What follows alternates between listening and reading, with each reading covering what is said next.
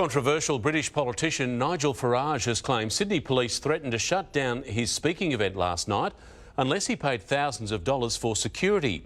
Over 1,000 people turned out to hear the Brexit Party leader at a sold-out event at Pyrmont. A large group of officers patrolled outside and they had been expecting some trouble. As it was, we didn't get any protests at all. There were no difficulties. But the fundamental point is that for a meeting where Conservative views were expressed, a ransom had to be paid. And I would argue, if I'd been a representative of Black Lives Matter or the climate change movement, that wouldn't have happened. Farage says he's travelled the world on speaking tours and never had a government organisation threaten to stop him. Goodness knows who runs the police here, because the officers that turned up were utterly charming, very nice and good at their job. But think about this. I came along to Australia as a visitor. This was a private venue, a ticketed private venue. We had our own security. Had there been a concern about violent protests, we'd have known about it. We'd have known about it because there are always clues online about these things. As it was, basically a ransom was demanded for this event to go ahead. And the New South Wales Police asked for 3,000 Aussie dollars to be paid up. Otherwise, they'd stop the event from taking place. The money was paid yesterday. Even more extraordinarily today, at 2 o'clock, another email came through to say unless the contract was signed by 4 o'clock, they'd stop the event going ahead. Now, you know what? I think free speech should be free.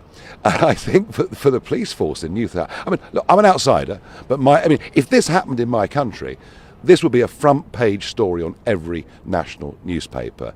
There was nothing seditious or bad or wrong going on in that room tonight, just an exercise of free speech. And I don't think any money should have been paid for it to go ahead. If you don't pay the money, we close the event. And then today, if you don't sign the contract, by 4 o'clock, we'll stop the event from taking place. From what I can see of it, these weren't proper police officers. They were more like bureaucrats working within the police service.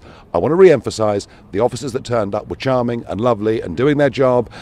And of course, in a city like this, there will always be protests and things going on. But, out of taxes people pay to have a police force, to live in a democracy, we do allow people to protest, provided they're not violent. As it was, we didn't get any protests at all. There were no difficulties. But the fundamental point is that for a meeting where Conservative views were expressed, a ransom had to be paid. And I would argue, if I'd been a representative of Black Lives Matter or the climate change movement, that wouldn't have happened.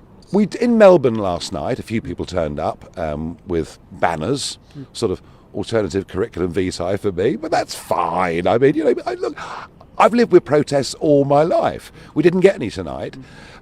Protest is fine. We should allow protest in society, but equally we should allow free speech. And free speech, I re-emphasise, should be free.